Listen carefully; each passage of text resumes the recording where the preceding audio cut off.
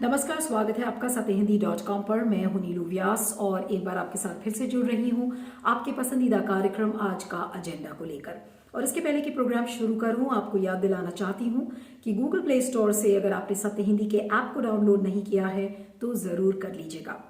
एक महिला पत्रकार होने के नाते और खासकर जब मैं उस रोल में हूं जहां पर मेरी भी लड़ाई कोर्ट में एक सेक्सुअल हैरेसमेंट केस को लेकर चल रही है, तो आज का जो फैसला दिल्ली की अदालत ने प्रिया रमनी के केस में सुनाया है, उस फैसले को पढ़कर मुझे भी बल मिलता है और मेरी जैसी बहुत सारी महिलाएं हैं जो इस लड़ाई को आगे बढ़ा रही हैं, शायद उन्हें भी बहुत बल मिलेगा। क्या था आज का फैसला, इसको जानते हैं। अब आपको जानकर हैरत होगी कि 2 साल से ये केस प्रिया रमनी का चल रहा है, जिसमें आज दिल्ली की अदालत ने प्रिया रमनी को अवमानना के आरोपों से बरी कर दिया है।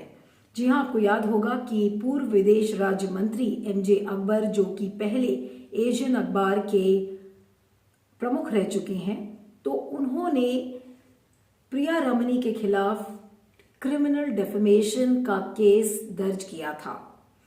और सिर्फ इसलिए क्योंकि प्रिया रमनी ने ये हिम्मत जुटाई थी कि उन्होंने एमजे अकबर के यौन दुर्व्यवहार के बारे में वोग मैगजीन में 2017 में लिखा, और फिर जब 2018 में मीटू मूवमेंट ने तेज पकड़ा और जब रफ्तार पकड़ी, तो उन्होंने मीटू मूवमेंट के दौरान एमजे अकबर का नाम खुले तौर पर लिया, जिसके बाद एमजे अकबर ने उन पर क्रिमिनल डेफेमेशन का केस फाइल किया। लंबी बहस चली और आज प्रिया रमनी को अवमानना के आरोपों से बरी कर दिया गया है। और आपको ये बता दें कि प्रिया रमनी ने जब वो आर्टिकल लिखा था वो मैगजीन में और जब ट्वीट किया था, तो उन्होंने ये बातें कही थी कि उनके साथ एमजे अकबर ने जो यौन दुर्व्यवहार किया था वो 20 साल पहले की घटना है। तो ये सारा कुछ प्रिया रमनी ने इसको कहने की हिम्मत जुटाई, जिसको लेकर एमजे अकबर, क्योंकि वो समय पूर्व विदेश राज्य मंत्री थे, तो उन्होंने तुरंत क्रिमिनल डेफेमेशन फाइल कर दिया, ये कहते हुए कि उनकी रेपुटेशन को प्रिया रमनी बहुत नुकसान पहुंचा रही हैं। लेकिन आज सबसे महत्वपूर्ण बात है जो अदालत के ऑब्जर्वेशंस थे। जी हां, additional chief metropolitan magistrate Ravindra Kumar Pandey ने जो आज ऑब्जर्वेशंस दिए हैं प्रिया रमनी के केस के हवाले से, वो न सिर्फ महिलाओं या समाज के लिए बल्कि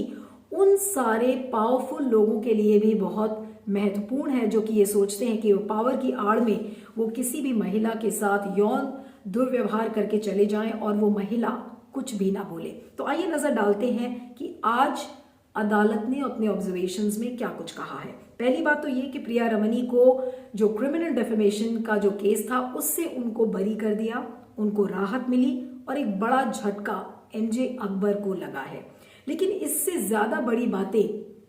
आज कोर्ट ने महिलाओं का जो समुदाय है, समाज के लिए और बहुत सारी मेल जेंट्री के लिए एक बहुत बड़ा संदेश दिया है। और उस ऑब्जर्वेशन में कोर्ट ने जो सबसे पहली बात कही है वो ये कहा है कि महिलाओं को दशकों के बाद भी शिकायत रखने का अधिकार है। ये पहला पॉइंट था। दूसरा पॉइंट था जो कोर्ट ने ऑब्जर्व किया कि महिलाओं को यौन शोषण के मामले को उठाने के लिए दंडित नहीं किया जा सकता। तीसरी बात जो कही कि भारतीय संविधान महिलाओं को किसी भी मंच और किसी भी समय अपनी शिकायतों को उठाने की अनुमति देता है। और ये सारे ऑब्जर्वेशंस इसलिए महत्वपूर्ण हैं क्योंकि प्रिया रमनी ने जो आर्टिकल लिखा था 2017 में और मीटू कैंपेन के दौरान उन्होंने जो ट्वीट लिखा था, वो जो सारी घटना थी वो 20 साल पहले की घटना का वाकया इसमें किया गया है।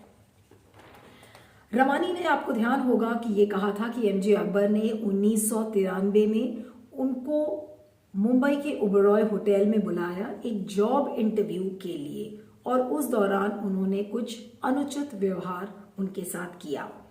साथ में आज कोर्ट ने एक और बात कही, उन्होंने कहा कि ज्यादातर मामलों में जो यौन दुर्व्यवहार होता है वो बंद कमरे के पीछे होता है और जो महिला उस यौन दुर्व्यवहार का शिकार होती है वो अक्सर हिम्मत नहीं जुटा पाती है आवाज उठाने के लिए, क्योंकि उसे कलंक लगने का डर रहता है, उसके चरित्र हनन का डर होता है और इसीलिए महिलाएं इसको लेकर आवाज नहीं उठाती हैं। अब आपको यहाँ पर याद दिलाना ये भी ज़रूरी है कि 2018 के मीटू कैंपेन के दौरान 20 से ज़्यादा महिलाओं ने एमजे अकबर के खिलाफ जो उनके जो यौन दुर्व्यवहार की जो शिकायतें हैं वो कही थी, और गजाला वहाब उनमें से एक थी जिन्होंने प्रिया रमनी के केस में गवाही दी और साथ में द वायर पर उन्होंने एक आर्टिकल भी लिखा था और काफ़ी उसमें डिटेलिंग थी कि किस तरीके से एमजे अकबर उनकी कमर में हाथ डालकर और उनके साथ जोर ज़बरदस्ती करने की कोशिश कर रहे थे। तो बहरहाल एमजे अकबर के ये जो सारे आर्गुमेंट्स थे और उनकी तरफ से जो भी उनके वकीलों ने कहा वो सारे आर्गुमेंट्स आज धराशाही हो गए हैं। और एमजे अकबर की जो बार बार स्टेलर रेपुटेशन की बात कही जा रही थी तो वो स्टेलर रेपुटेशन आज बिल्कुल एक्सपोज हो गई है। We welcome the judgment of the court because this was wrongdoing of MJ Akbar, which he was hiding behind the criminal defamation, and all the men do the same thing. They always say, why did you not complain then, and what is the evidence, and also they all the time talk about it may have happened quid pro quo. Now at least it is very clear that she has not really filed the Me Too, the campaign, the complaint under sexual harassment for defaming MJ Akbar, but for really larger interest and also to protect her rights and dignity as a woman. And court has recognized that, so we are very happy about it. निश्चित तौर पर अब इससे कम से कम जो मुंह बंद करने की कोशिश कर रहे थे और मुंह बंद एक तरह से हो भी गया था। देखिए Me Too कैंपेन एकदम से रुक गया क्योंकि सबको लगा कि अब उल्टा डिफेमेशन और सब कई डिफेमेशन केसेस चल रहे हैं, एक नहीं चल रहा खाली प्रिया रमानी का, तो सब पे उसका असर पड़ेगा। और दूसरा ही कि मैं तो ये मांग कर रही हूँ कि एमजे अकबर को आईपीसी 500 में कोर्ट को मिसलीड करने के लिए 2 साल के लिए जेल करनी चाहिए, क्योंकि इसका जो पनिशमेंट है वो 2 साल की जेल है। तो अगर प्रिया रमानी का प्रूव कर देते हैं कि इसने क्रिमिनल डिफेमेशन किया तो 2 साल के लिए उसको जेल जाना पड़ता। अब क्योंकि इन्होंने कोर्ट को मिसलीड किया एमजे अकबर ने। देखिए मी टू मूवमेंट में बहुत सारे विमेन जर्नलिस्ट ने मतलब बहुत हिम्मत दिखा के ऐसे सीनियर एडिटर जैसे एमजे अकबर हैं, ऐसे सीनियर एडिटर के खिलाफ बहुत सी चीजें बोली और मतलब बहुत हिम्मत दिखाई वो जर्नलिस्ट ने, विमेन जर्नलिस्ट ने। तो आज जो जजमेंट आया है वो विंडिकेशन है इन जर्नलिस्ट की हिम्मत का, वो विंडिकेशन है इनके जो इन्होंने जो आरोप लगाए थे एमजे अकबर के खिलाफ। तो मेरे लिए ये बहुत खुशी का दिन है और मुझे बहुत अच्छा लग रहा है कि कोर्ट ने प्रिया रमनी के खिलाफ जो डेफेमेशन केस फाइल किया था एमजे अकबर ने, वो डिसमिस हो गया है। अब आपको ध्यान होगा कि अगर आप याद करें कि जब ये पूरे प्रिया रमानी के केस की जब सुनवाई चल रही थी तो एमजे अकबर के जो लॉयर्स थे, गीता ल्यूथरा ने उनका केस फाइल किया था और प्रिया रमानी का केस रिबेका जॉन ने आर्ग्यू किया था। तो एमजे अकबर के जो वकीलों ने जिस तरीके की दलीलें पेश की थी तो उस पर भी आज गौर डालना चाहिए। सबसे पहले तो उन्होंने ये कहा था एमजे अकबर के वकीलों ने कि उनकी जो स्टेलर रेपुटेशन है उसको नुकसान पहुंच रहा है। दूसरा पॉइंट जो एमजे अकबर के वकीलों ने कहा था कि भारत को एक सोशल मीडिया का देश नहीं बनाया जा सकता, एक ये आर्ग्यूमेंट था उनके वकीलों का। फिर उनके वकीलों ने ये भी आर्ग्यूमेंट किया था कि जर्नलिस्ट पढ़े लिखे होते हैं और उनको अपनी जिम्मेदारियों का एहसास होना चाहिए। तो इन तमाम तरीके की दलीलें एमजे अकबर के वकीलों ने दी थी और ये सारी दलीलें जो उनके वकीलों ने दी थी वो आज धराशायी हो गई हैं और प्रिया रमानी को न्याय मिला है। लेकिन अब आपको बता दें कि मी टू मूवमेंट की शुरुआत पर भी गौर डालना चाहिए। मी टू मूवमेंट की शुरुआत अगर आपको याद हो तो अमेरिकन एक्ट्रेस एलाइजा मिलानो ने की थी और उन्होंने एक हैशटैग मी टू मूवमेंट का बनाया था जिसमें उन्होंने जो अमेरिकन फिल्म प्रोड्यूसर है हार्वे विनस्टीन उनके यौन दुर्व्यवहार की व्याख्या की थी और जिसके बाद इस पूरे आंदोलन ने एक बड़े ग्लोबल मूवमेंट की शक्ल अख्तियार कर लिया। और जब भारत में 2018 में जब ये मूवमेंट आया तो उसमें सबसे पहली हिम्मत जुटाई थी बॉलीवुड एक्ट्रेस तनुश्री दत्ता ने, जिन्होंने नाना पाटेकर के खिलाफ लिखा था। और उसके बाद it was just like an opening और फ्लोइंग ऑफ अ वाटरफॉल, जिसके बाद बहुत सारे लोग बॉलीवुड से, मीडिया इंडस्ट्री से, गवर्नमेंट सेक्टर से, सभी सेक्टर से सारी महिलाओं ने हिम्मत जुटाकर और उस कैंपेन को ज्वाइन किया और उसमें अपने अपने पर्सनल एक्सपीरियंसेस को लिखा कि कैसे और कब उनके मेल बॉसेस ने उनके साथ यौन दुर्व्यवहार किया। तो प्रिया रमानी उसी एक बड़े ग्लोबल मी टू मूवमेंट का एक छोटा हिस्सा थी और उन्हें आज न्याय मिला है। अब आपको बता दें कि विशाखा गाइडलाइंस बनी हुई हैं, sexual harassment of work place का एक कानून बना हुआ है, लेकिन जो यौन शोषण महिलाओं के साथ वर्क प्लेसेस में होता है उसमें कोई कमी नहीं आ रही है। इनफैक्ट उसका जो रिपोर्टाज है वो कहीं ज्यादा बढ़ गया है। और जो सबसे चिंता वाली बात है कि जो सेक्सुअली कलर्ड रिमार्क्स जिस तरीके से अक्सर मेल बॉसेस या मेल कॉलीग्स बोलकर निकल जाते हैं, बहुत हल्के में ले लेते हैं, वो एक मानसिकता दर्शाती है और वो इस समय एक बहुत बड़ी चुनौती है। क्योंकि मीटू मूवमेंट जब आया था तो उसकी सक्सेस इसलिए हुई क्योंकि उसमें नेम एंड शेम की पॉलिसी थी कि हर महिला अपने बॉस का नाम लेती थी और साथ में उसकी डिटेलिंग होती थी कि उस महिला के साथ क्या हुआ। और इसलिए मीटू मूवमेंट ने एक्चुअली अगर देखा जाए तो sexual harassment at work place को सही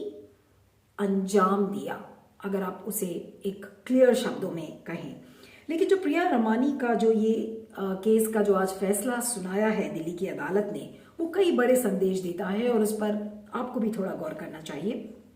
पहली बात तो ये है कि एक धारणा होती है कि अगर फीमेल जज होगी तो वो ज्यादा संवेदनशीलता से आपके केस को सुनेगी। अक्सर हम जैसे लोग जो मैं भी सेक्सुअल हैरेसमेंट का एक केस लड़ रही हूँ तो मैं भी यही सोचती थी कि शायद अगर फीमेल जज होगी तो आपको ज्यादा संवेदनशीलता से सुनेगी, लेकिन आज शायद मैं गलत साबित हो रही हूँ क्योंकि प्रिया रमानी के केस में एक मेल जज यानी कि रविंद्रनाथ पांडे ने जिस संवेदनशीलता के साथ इस पूरे जजमेंट को सुनाया है वो अपने आप में बहुत सराहनीय है। दूसरा जो एक ऑब्जर्वेशन है कि प्रिया रमानी के केस का जो फैसला है वो उन तमाम महिलाओं की आज जीत है जो कि हिम्मत जुटाकर अपनी आवाज अपने मेल बॉसेस के खिलाफ उठाती हैं। तो ये अपने आप में एक सराहनीय बात है। आज कोर्ट का जो फैसला आया है प्रिया रमानी और एमजे अकबर के केस में, जो मानहानि का केस एमजे अकबर ने प्रिया रमानी के खिलाफ फाइल किया था 2018 में, वो खारिज हो गया है आज। और इस फैसले से मुझे लगता है कि जो महिलाओं के लिए जो महिलाएं खासकर कार्यस्थल में यौन उत्पीड़न और यौन प्रताड़न का सामना उनको जो करना पड़ता है और वैसे भी इन जनरल जो है महिलाओं के लिए ये बहुत ही अच्छा साबित होगा आगे जाके, क्योंकि इससे जो है महिलाओं को बहुत हौसला मिलेगा कि अगर उनके साथ अगर ऐसा कुछ उनको सामना अगर करना पड़े तो वो कोर्ट जो है बिल्कुल जा सकती हैं और केस भी फाइल कर सकती हैं। क्योंकि ये जो इशू था ये यौन प्रताड़न का केस का नहीं था, लेकिन ये जो है मानहानि का केस था जो एमजे अकबर ने प्रिया रमानी के खिलाफ जो है लगाया था और वो एक आर्टिकल से संबंधित था और 2018 से ये केस चला और कुछ जो है लंबा चला, लेकिन मुझे लगता है अंत में इसका फैसला अच्छा ही हुआ क्योंकि जो जजमेंट में बहुत सारी अच्छी बातें भी और प्रगतिशील बातें भी कही गई हैं जिससे कि औरतों को और महिलाओं को बहुत जो है हिम्मत मिलेगी। इस फैसले ने जो आज एक और धारणा को बिल्कुल बदल कर रख दिया है और वो ये है कि चाहे यौन दुर्व्यवहार बहुत साल पहले ही क्यों ना हुआ हो, लेकिन उसकी शिकायत आप किसी भी प्लेटफॉर्म पर महिलाएं कर सकती हैं, जिससे कि महिलाओं को भी बहुत बल मिला है और समाज की जो सोच है शायद वो भी काफी इससे बदलेगी। और अगली जो बात मैं आपके सामने रखना चाहती हूँ वो है सोशल मीडिया कैंपेन्स की ताकत और खासकर अगर मीटू मूवमेंट की अगर आप सक्सेस देखें तो आज उस मीटू मूवमेंट को वाकई में आज एक फल मिला है और जिस तरीके से प्रिया रमानी को न्याय मिला है वो दिखाता है कि जो ये सोशल मीडिया कैंपेन्स हैं वो कितने पावरफुल हैं, कितने ताकतवर हैं और महिलाओं को उनकी स्टैंडिंग का एहसास कराने में ये कितने प्रबलकारी हैं। आज इस बात को भी हमें सोचना पड़ेगा। बड़ा सवाल लेकिन ये है कि एमजे अकबर ने कोर्ट के साथ एक बड़ा फ्रॉड किया है, उन्होंने झूठ बोला है, कोर्ट को गुमराह किया है। तो क्या आज एमजे अकबर को इसके लिए जेल नहीं होनी चाहिए? इस पर मुझे आपका फीडबैक चाहिए। और दूसरी बात यह है कि एमजे अकबर का भविष्य मुझे नहीं पता कि अब क्या है, शायद बीजेपी भी अब उन्हें नहीं अपनाएगी, लेकिन ऐसे कई मेल्स हैं जिनकी मानसिकता क्या बदलेगी या नहीं बदलेगी उसको लेकर मुझे पर्सनली स्पीकिंग बहुत संशय है। और वो इसलिए है क्योंकि बहुत सारे मेल्स हल्के फुल्के कमेंट्स करते वक्त ये नहीं सोचते कि अगर वो महिलाओं के खिलाफ इस तरीके के कमेंट्स करेंगे तो उन महिलाओं को बुरा लग सकता है, उनकी संवेदनशीलता को ठेस पहुंच सकती है। और मैं ये बात इसलिए कह रही हूँ क्योंकि मैं टीवी इंडस्ट्री में रही हूँ, आज 22 साल का वक्त हो चुका है और टीवी इंडस्ट्री में रहने वाली जो महिलाएं हैं उनकी चुनौतियां अलग होती हैं। मेरे कहने का मतलब ये नहीं है कि जो बाकी महिलाएं हैं उनके लिए चुनौतियां नहीं हैं, लेकिन मैं खासकर पर्सनल एक्सपीरियंसेस से आपके साथ कुछ बातें आपके साथ शेयर करना चाह रही हूँ जो कि मेल्स की मानसिकता को दर्शाता है। और कुछ इंसिडेंट्स आपके साथ शेयर करना चाहूँगी जो कि मेरे ऑफिस, जो पहले के जो मेरे ऑफिसेज हैं वहाँ पर जिस तरीके का एक पैटर्न देखा है, जिस तरीके के कमेंट्स लोग अक्सर बोलकर निकल जाते हैं और उन्हें इस बात का एहसास भी नहीं होता। एक पर्सनल इंसिडेंट आपके साथ साझा करना चाहती हूँ कि एक ऑडियंस शो मैं पहले करती थी और उस ऑडियंस शो में अक्सर मैं साड़ी पहनती थी और साड़ी में जब आप डीप नेक ब्लाउजेज अगर पहनते हैं और अगर आपका प्रोड्यूसर आपको ये बोले कि आपका जो बैक का जो नेकलाइन है वो बहुत डीप है और आपकी बैक यानी कि जो आपकी पीठ है that is distracting the audience, that is distracting the camera persons, that is distracting the viewers and the producers, तो इसके बारे में आप क्या कहेंगे? फिर एक और कॉलीग के लिए एक किसी व्यक्ति ने कमेंट किया था, वहाँ पर आज इसका नाम नहीं लूँगी क्योंकि आज जो फोकस है वो प्रिया रमानी का केस है। और उस व्यक्ति ने बातचीत के दौरान टीवी प्रोग्राम्स को वो एक प्रीव्यू कर रहा था और उस प्रीव्यू करते वक्त उस व्यक्ति ने कहा कि अरे भाई तुमने ये रेड ड्रेस क्यों पहनी है, ये बहुत भड़कीली है और व्यूअर्स तुम्हारे बारे में क्या सोचेंगे। तो इस तरीके का ऑब्जर्वेशन अपने आप में क्या स्टोरी बयान करता है। फिर एक और हमारे साथ एक हमारी महिला कॉलीग थी, उन्होंने एक पीली साड़ी पहनी हुई थी और उस पीली साड़ी पहनने पर उस एक व्यक्ति की एक प्रतिक्रिया आई थी कि ये जो महिला है वो बिल्कुल पके हुए दशहरी आम की तरह लगती है। तो इस तरीके के कमेंट्स अक्सर लोग मेल्स कर जाते हैं, मेल कॉलीग्स या मेल बॉसेस करते हैं और उन्हें इस बात का एहसास नहीं होता कि महिलाओं की जो फीलिंग्स हैं उनकी संवेदनशीलता को ठेस पहुंच सकती है। लेकिन अक्सर मेल्स को आपने देखा है वो ये कहेंगे कि अरे भाई अब तो मजाक करना भी मुश्किल है, किसी की तारीफ करना भी मुश्किल है, और अगर महिला उसे हंसकर रेसिप्रोकेट करती है तो उन्हें इस बात का एहसास भी नहीं होता कि किस तरीके से उसकी फीलिंग्स को ठेस पहुंच सकती है। ये कुछ पर्सनल इंसिडेंट्स हैं जो कि मैंने आपको बताए हैं और बहुत सारी महिलाएं हैं, कुछ अपने पर्सनल, हर किसी महिला के साथ कुछ ना कुछ ऐसा होता है और वो शेयर भी करना चाहती है। लेकिन आज मैंने आज का एजेंडा में ये पर्सनल एक्सपीरियंसेस इसलिए शेयर किए क्योंकि